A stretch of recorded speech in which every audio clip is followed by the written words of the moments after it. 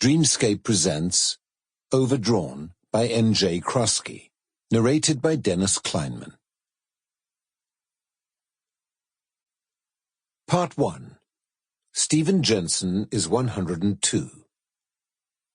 The importance of the Moving On initiative simply cannot be overstated. In many ways, it is the second revolution of our time, offering both an effective solution to our current economic crisis and a personal solution to thousands who have, in the past, suffered needlessly and seemingly without end.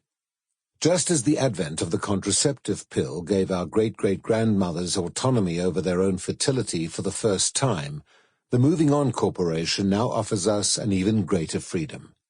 The freedom to choose our own destiny. The power to decide our own fate. Maria Drake, spokesperson for the Collective Council. 1. Henry had never liked doctors. They were always harbingers of pain.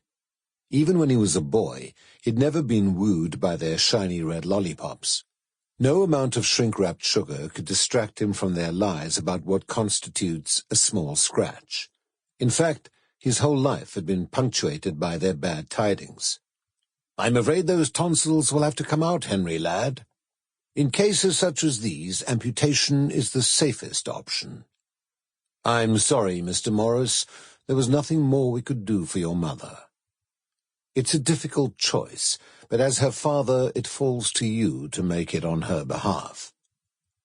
"I'm afraid your wife's diagnosis is indisputable." He couldn't recall a single time in his history that a white coat and stethoscope signaled anything other than trouble. And today was no exception. He'd been waiting in the sterile silence of the doctor's office for well over half an hour when Dr. Johnson waltzed in, whistling.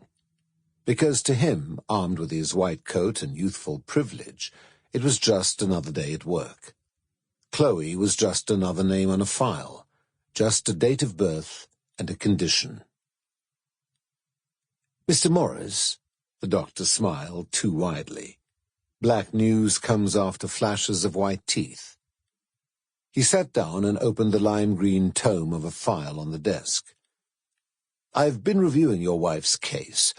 In light of the information you gave my colleague over the phone, I think it's safe to say her current dose of Herpraxin is no longer sufficient. Would you agree?" "Yes." Henry shivered a little when he remembered coming home the day before to discover the front door wide open and Chloe nowhere to be found. "Yes, I would." Sample complete.